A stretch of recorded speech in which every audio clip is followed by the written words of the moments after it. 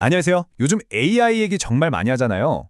근데 이게 단순히 기술 얘기를 넘어서 우리가 일하는 방식 자체를 뿌리부터 흔들고 있습니다. 그래서 오늘은 AI가 사람을 뽑고 평가하고 또 관리하는 이 HR 분야를 어떻게 바꾸고 있는지 그 아주 핵심적인 변화들을 한번 파헤쳐 보려고 합니다. 자, 그래서 오늘 우리가 살펴볼 내용은요. 먼저 AI가 우리 일자리에 얼마나 큰 위협이 되는지 숫자로 한번 직접 확인해 볼 거고요. 그리고 이게 그냥 단순 노동만을 얘기가 아니란 걸 바로 할리우드 파업 사례를 보면서 알아볼 겁니다.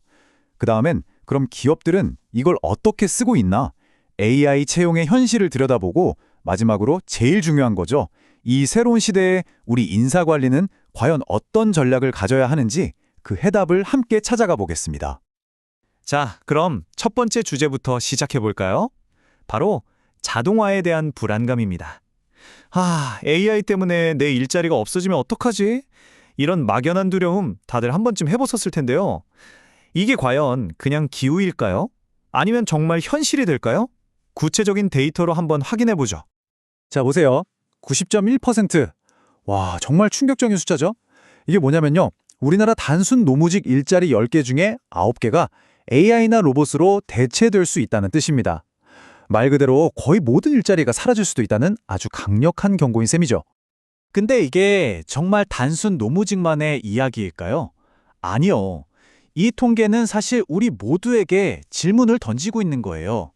지금 여러분이 하고 있는 일, 과연 AI로부터 안전하다고 말할 수 있을까요? 자, 시야를 좀 더 넓혀서 OECD 데이터를 한번 볼까요? 와, 이건 더 심각합니다. 이 그래프를 보시면 우리나라 전체 근로자 중에 무려 43%가 자동화 고위험군에 속해 있어요. 이건 특정 직업 몇 개가 위험하다 이런 수준이 아니라 우리 노동시장 전체가 정말 거대한 변화에 직면했다는 걸 보여주는 거죠. 그런데 AI의 영향력이 단순히 육체 노동에만 머무는 게 아닙니다. 이제는 인간 고유의 영역이라고 생각했던 바로 창의적인 분야까지 넘보고 있거든요. 그 상징적인 사건이 바로 작년에 있었던 할리우드 작가 파업이었죠. 바로 이 한마디. AI가 쓴 대본은 받아들일 수 없다. 이 문장 안에 그들의 모든 절규가 담겨 있습니다. 이건 그냥 새로운 기술 싫어. 이런 차원의 반발이 아니었어요. 인간만이 가질 수 있는 그 창의성이 기계 때문에 헐값 취급받을 수 있다는 예술가들의 아주 근원적인 두려움의 표현이었던 거죠. 파업이 무려 5개월이나 이어졌습니다. 정말 길었죠? 이 타임라인을 보시면 아시겠지만 이 길고 지루한 협상 테이블에서 가장 뜨거웠던 쟁점이 뭐였냐? 바로 AI를 어디까지, 어떻게 쓸 거냐 하는 규정이었습니다.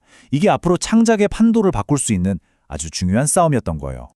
그리고 마침내 역사적인 합의가 이루어졌습니다. 여기서 정말 중요한 포인트는 AI를 쓰지 말자. 이게 아니었다는 거예요. 대신 인간 창작자를 돕는 도구로서 AI를 쓰되 명확한 규칙을 만들자 이거였죠. 예를 들면 작가 허락 없이 그 사람 대본을 AI 학습에 쓰지 못하게 하는 식으로요. 이게 할리우드뿐만 아니라 앞으로 모든 창작 산업에 아주 중요한 기준을 만들어준 셈입니다. 자, 지금까지는 AI가 주는 위협에 대해 좀 무거운 얘기를 나눠봤는데요. 이제는 관점을 바꾸어서 활용 쪽으로 가보겠습니다. 그럼 기업들은 실제로 이 AI를 어떻게 도구로 쓰고 있을까요? 특히 채용 과정에서요. 요즘 AI를 활용한 채용은 보통 이런 식으로 진행됩니다. 자, 1단계. AI가 이력서를 쫙 훑어요. 수천 개를 순식간에 분석해서 괜찮은 사람을 골라내죠. 2단계는 좀 재밌습니다. 지원자가 무슨 전략 게임 같은 걸 해요. 이걸로 문제 해결 능력을 보는 거죠. 그리고 마지막 3단계, AI 영상 면접. 이때 AI는 지원자 표정, 목소리 톤, 쓰는 단어까지 싹 다 분석해서 아주 깊이 있는 평가를 내린다고 합니다. 자, 이 숫자 한번 보시죠. 1272만 원. 이게 우리나라 기업이 직원 한 명을 새로 뽑는 데 들어가는 평균 비용이라고 합니다. 어마어마하죠. 기업들이 왜 이렇게 AI 채용에 관심을 갖는지 이 숫자 하나만 봐도 딱 감이 오지 않으세요? 근데 돈이 전부는 아닙니다. 돈도 돈이지만 시간도 문제예요. 사람 한 명 뽑는데 평균적으로 32일이 걸린대요. 한 달이 꼬박 걸리는 거죠. 그러니까 기존의 채용 방식은 시간과 비용이 엄청나게 들어가는 어떻게 보면 좀 비효율적인 과정이었던 겁니다. 자, 그런데 AI 면접을 두고 이 두 가지 시선이 팽팽하게 맞서고 있습니다. 기업 입장에서는 와, 이거 객관적이고 시간 돈 다 아끼고 평가 기준도 딱 정해지니까 너무 좋다 이러는 거죠. 반면에 지원자들은 어떨까요? 이거 진짜 공정한 거 맞아? 이 깜깜이 알고리즘이 나를 어떻게 평가하는지 믿을 수가 없어. 그래도 면접은 사람이랑 직접 얘기하는 거 아니야? 이런 우려와 불신이 여전히 큰 상황입니다. 자, 이제 마지막 파트입니다. 지금까지 AI가 가져온 변화들을 쭉 살펴봤는데요. 그럼 이 새로운 현실 속에서 인사관리라는 분야 자체는 이제 어떻게 바뀌어야 할까요? 이제 정말 근본적인 질문을 던져볼 시간입니다. 그 해답의 열쇠는 바로 전략적 인적 자원 관리에 있습니다. 말이 좀 어려운데요. 쉽게 말하면 이런 거예요. 예전에는 인사팀이 그냥 직원들 월급 주고 휴가 관리하는 지원부서였다면 이제는 회사의 성장 전략을 짜고 실행하는 핵심 엔진, 즉 전략 부서가 되어야 한다는 뜻입니다.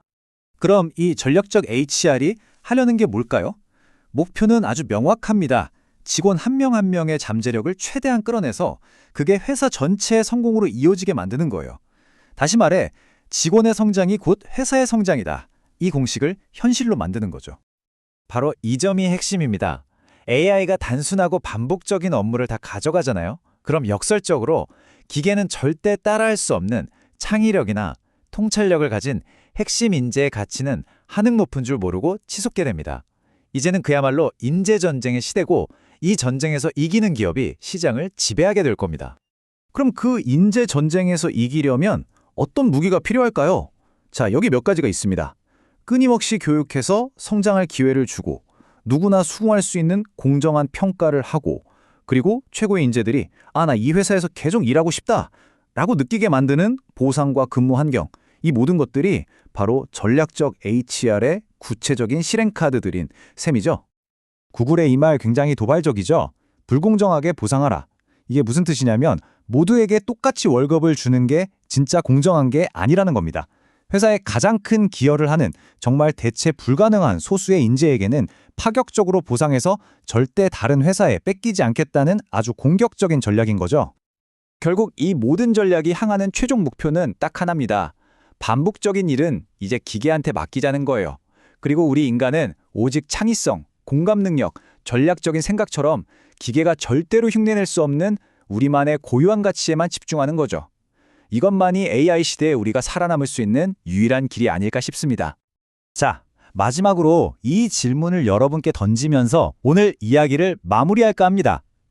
기계가 우리를 대신해 줄 수 있을 때 인간의 진짜 가치는 과연 어디에 있을까요? 이건 AI 시대의 일의 미래뿐만 아니라 우리 인간이라는 존재의 의미에 대해 다시 한번 생각해보게 하는 아주 중요한 질문이 될 겁니다.